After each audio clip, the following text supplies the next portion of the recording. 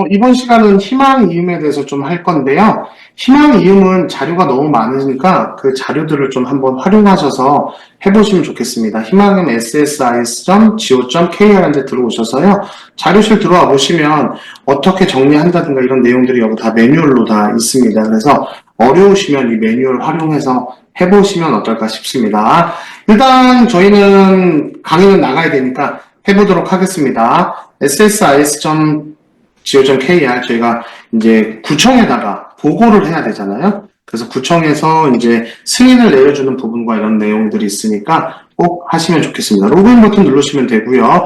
아이디 비번을 보통 합니다, 선생님들께서. 그래서 회원가입을 통해서 진행하는 거고요. 롱텀 케어는 공단에서 인증서를 드립니다. 그쵸? 근데 희망이음은 개인 인증서로 하셔야 되는 거예요.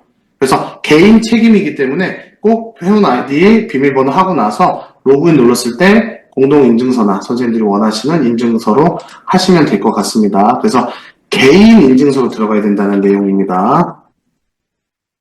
들어옵니다. 그럼 로그인이 됩니다. 그러면 그분의 인증서가 어떻게 쓰여지는지 모르지만 겸직이 가능해요. 2가지, 3가지, 4가지 하실 수 있으시잖아요. 그래서 인증서 하나로 이렇게 표시할 수 있습니다. 어르신이 들어오셨습니다. 그러면 그 어르신을 모실 분이 필요한 거죠. 그렇죠? 그럴 때 하는 내용이에요. 최초로 하면 그룹 웨어에 들어가셔서 뭐 여러 가지 등록을 하셔야 되고, 예를 들어서 직인 등록도 하셔야 되고, 발신자 명의도 하셔야 되고, 여러 가지를 하셔야 돼요. 그래서 그 내용은 다산 직업학교에 오시면 행정실무에서 배울 수 있으시니까 해주시고요. 지금은 사수가 있어서 그분 또는 센터장님이 미리 다 해놓은 거예요.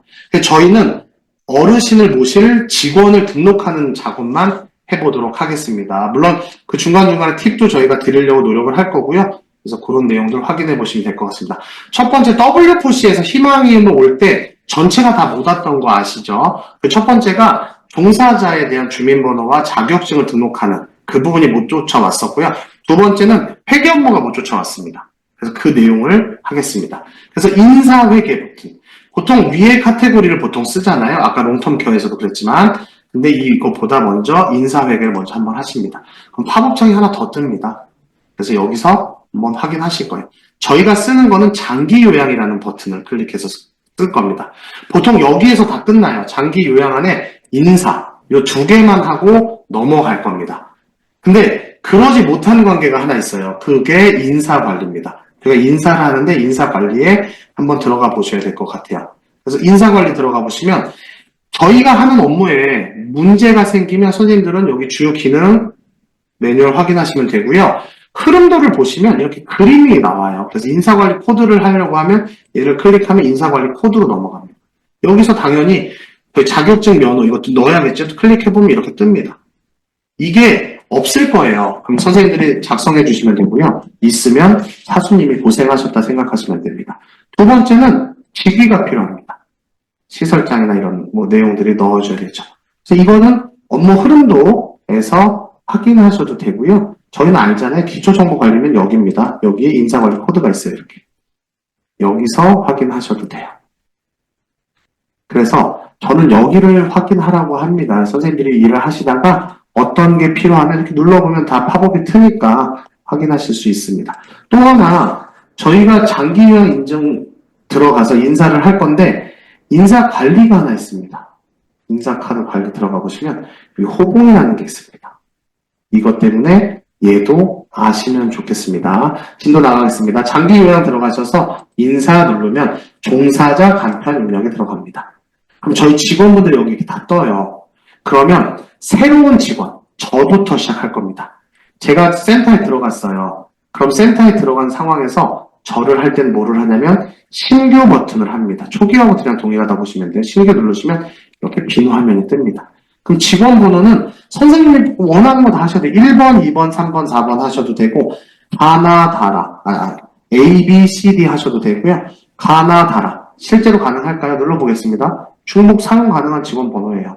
그래서 가능하시고요. 어떤 분들은 뭐 2025년 첫 번째 선생님 뭐 이런 식으로 하시는 분도 계시고 01번 하셔도 되고 001 이런 식으로 직원 번호는 선생님이 원하시는 대로 하시면 될 것 같습니다.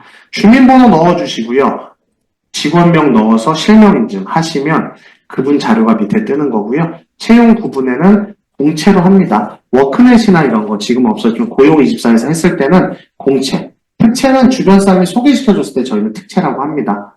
특채 특별 채용이잖아요. 뭐 나가서 부스 만들어 놓고 박람회 같은 데 가서도 할 수 있잖아요. 그럴 때 특채 하셔도 되니까 선생님들이 원하는 상황으로 합니다. 기타 특채는 저희는 없습니다. 그래서 체크해 주시고요. 성별은 여기 주민번호 들어가면 바로 입력되고요. 아까 시군구직이 인사코드에서 해봤잖아요. 여기에 쓰시면 돼요. 센터장이면 센터장 이렇게. 요양보호사는 요양보호사. 네, 가능하시겠죠? 그러고 나서 개인정보 동의를 반드시 해주셔야 됩니다. 그래서 개인정보 동의 해주시면 되고요. 그쵸? 동의. 그러고 나서 계약회사 아니시니까 여기 저장 버튼 누르시면 됩니다. 그러면 끝나죠? 두 번째는 자격증 버튼을 누르셔야 돼요. 지금 근데 저희가 인원이 없으니까 아는 분 한 분을 클릭해 보겠습니다. 이분이고요. 자격증 눌러보면 자격증을 여기다 넣을 수가 있어요. 행 추가 버튼 통해서 누르면 됩니다. 저희가 여기서 팁은 주민번호는 하나밖에 없습니다. 그렇죠? 그래서 직원 등록할 때 주민번호를 하나 썼기 때문에 이분이 요양보호사도 되고 사회복사도 될 수 있어요. 그러면 요양보호사 1급 딴 거고 여기는 사회복사로 넣어드립니다. 뭐 2급이든 1급이든. 그래서 주민번호가 하나이기 때문에 그분에 의해서 자격이 여러 개 있는 거예요. 그래서 보고할 때 요양보호사로 일할 때는 요양보호사로 보고하시면 되고 사회복사로 일하면 사회복사로 하시면 됩니다. 자격번호 여기다 쓰면 여기 반영이 되겠죠? 뭐 2025년 뭐 이렇게 하면 여기에 입력이 됩니다. 그리고 자격증 취득 글자 넣으시면 되고요. 자격증 사진 찍거나 스캔 떠서 첨부 파일 통해서 여기다 넣으시면 자격증까지 끝납니다. 이게 되어야만 돼요. 그래서 종사자 장기요양 간편 입력은 그분의 기본 정보와 자격증을 넣기 위한 부분이에요. 이해되시죠? 여기까지 끝나면 그 다음은 인력 변경 관리 들어가십니다.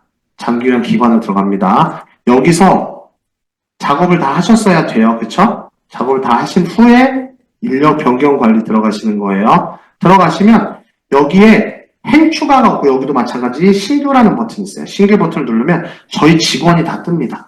방금 제가 등록했던 직원이 여기 뜰 거예요. 그럼 그분을 클릭하면 돼요. 그러면 예를 들어서 이분을 클릭해 보겠습니다. 여기 이렇게 뜹니다. 그러면 입사보고로 할 거고요. 입사보고가 안 됐기 때문에 입사보고인데 입사보고 돼 있는 분은 나중에 퇴사보고로 이렇게 바꾸셔도 돼요. 근데 저희는 입사보고 할 거니까 입사보고.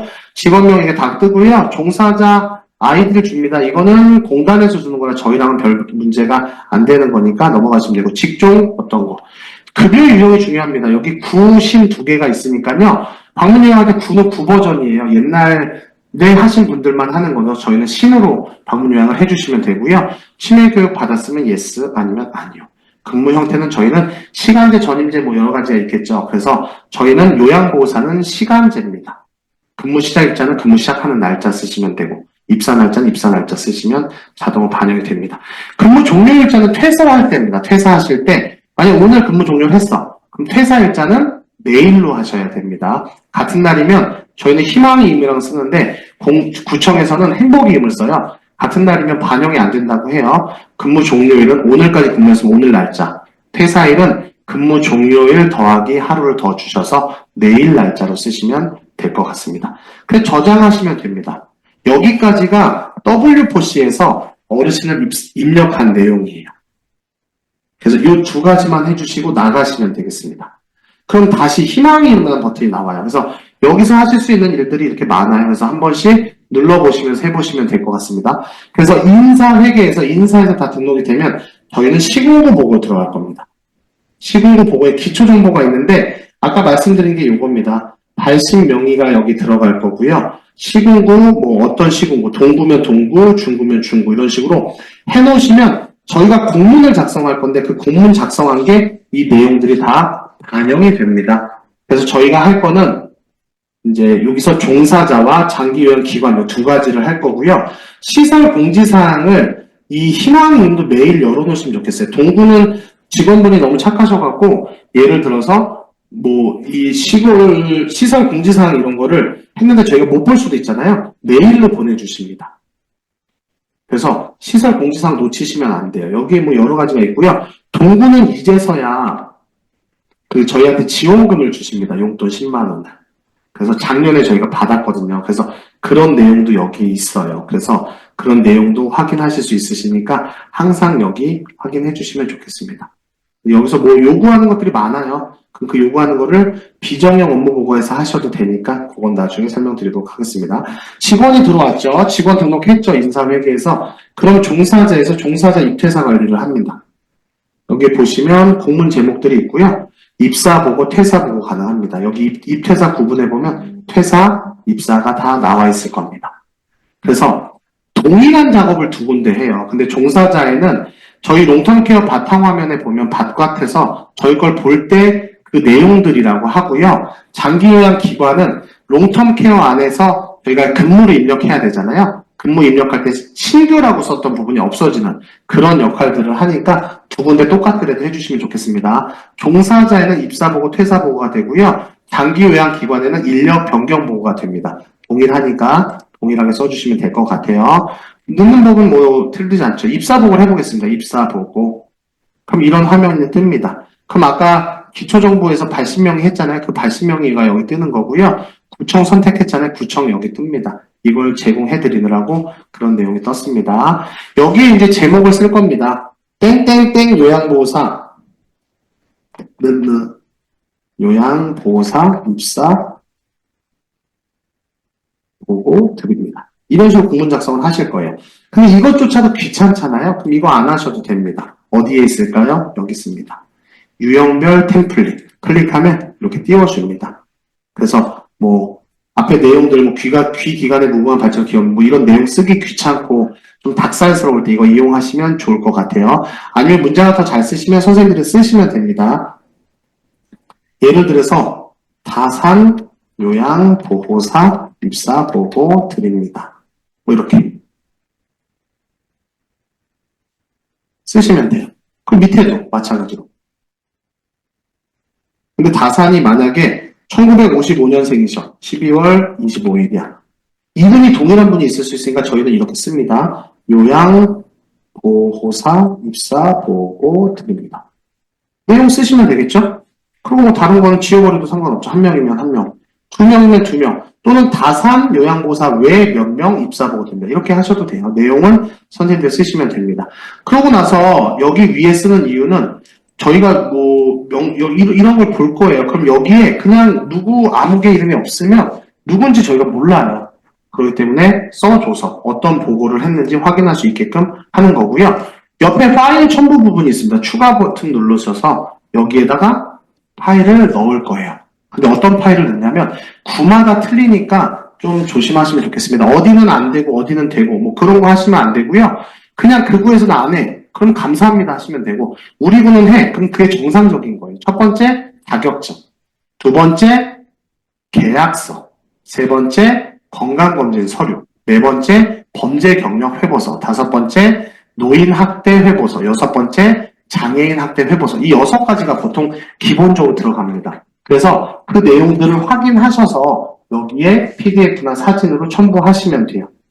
그러고 나서 뭐 특별한 거 없죠. 저장 버튼 누르시면 됩니다. 밑으로 가서 저장. 그럼 저장 됩니다. 이렇게. 그럼 다음 칸으로 넘어가죠. 다음 칸으로 넘어가면 입퇴사자 명부가 뜰 거예요. 그럼 아까 우리 여기 입사 한 분 인사회계에 가서 등록했잖아요. 그분이 입사일 기준으로 요때 있으면 여기에 뜹니다. 그럼 그분을 네모박스 클릭하고 밑으로 내리시면 요 밑으로 내려와요. 요것만 하시면 돼요. 여기서. 경력 명부는 확인 안 합니다. 근데 확인을 어떨 때 하냐면 어떤 직원을 썼어요. 근데 그 직원이 가족인지 뭐 모르겠습니다. 직원을 썼는데 그 사람한테만 급여를 막 이상하게 많이 줘요. 그쵸? 그럴 수 있겠죠? 그러면 경력 명부를 확인해서 시설장 경력이 많고 뭐 이러면 아 당연히 이 금액 줘야 되는 게 맞구나 이런 내용을 쓰면 되는데 그렇지 않을 때는 문제가 될 수 있으니까 그 내용들이 포함되어 있지만 경력 명부는 아무 내용이 없습니다. 그쵸? 그래서 나중에 체킹해서 아까 인사회계에서 넣어주시면 좋고 자격증 명부는 당연히 들어와야 됩니다. 아까 인사회계에서 자격증을 넣었잖아요. 그 명부가 여기 떠요. 근데 지금 저는 입사자 명부 여기서 안 했기 때문에 자격증 명부가 안 되지만 뜹니다. 그 시공부 의견은 이게 반려됐을 때만 떠요.